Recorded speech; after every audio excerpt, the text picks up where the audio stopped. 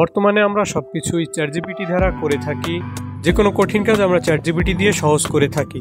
তো কেননা এই বহুল প্রচলিত চ্যাটজিপিটির যুগে আমরা যদি আমাদের ফুটবলেও চ্যাটজিপিটির ছোঁয়া নিয়ে আসি তাহলে কেমন হয়। তো আজকে আমরা দেখব চ্যাটজিপিটি কি আমাদের একটি মনের মতো ফুটবল স্কোয়াড বানিয়ে দিতে পারবে জাভি অ্যালোনসো কোচ রেখে। সেইটা দিয়ে কি আমরা ডিভিশন ম্যাচে ডমিনেট করতে পারবো, আদৌ কি এটা সম্ভব? তো আর কথা না বাড়িয়ে তাহলে আমরা দেখব চ্যাটজিপিটি আমাদের জন্য কি করতে পারে। তো আমরা চলে যাচ্ছি ভিডিওতে।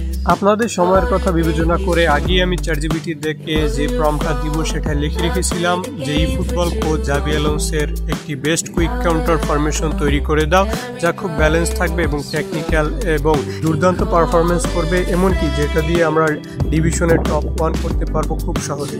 এরকম একটি ফর্ম আমি চ্যাটজিপিটিকে দিব, দেখবো এর বিপরীতে সে আমাকে কি একটি স্কোয়াড বিল্ড আপ করে দেয়। প্রথমে এটি আমি কপি করে চলে আসলাম চ্যাটজিপিটিতে, এবার এখানে এটি পেস্ট করে দিব। তো দেখা যাক এর বিপরীতে সে আমাদেরকে কেমন একটি স্কোয়াড তৈরি করে দেয়।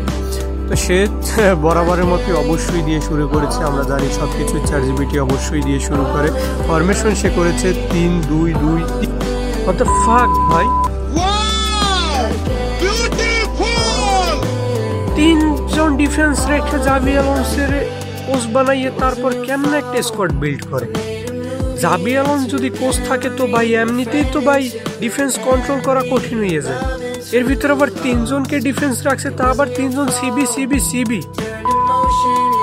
আমাদের আর্টিফিশিয়াল ইন্টেলিজেন্স বন্ধু সে আমাদের এমন একটি স্কোয়াড বিল্ড করে দিয়েছে, তা আবার জাভি অ্যালোনসোকে কোচ রেখে, যেখানে তিনজন রয়েছে সিবি, দুজন ডিএমএফ, দুজন সিএমএফ এবং একটি লেফট উইঙ্গার, একটি সেকেন্ড স্ট্রাইকার এবং একটি সেন্টার ফরওয়ার্ড। তো ভাই আমার ইচ্ছে ছিল যে সে একটা দারুণ স্কোয়াড বিল্ড করে দিবে, আমি সেটা দিয়ে গেম প্লে করবো, একটা ডিভিশন ম্যাচ খেলবো এবং আপনাদের মাঝে সেটার এক্সপিরিয়েন্স শেয়ার করবো।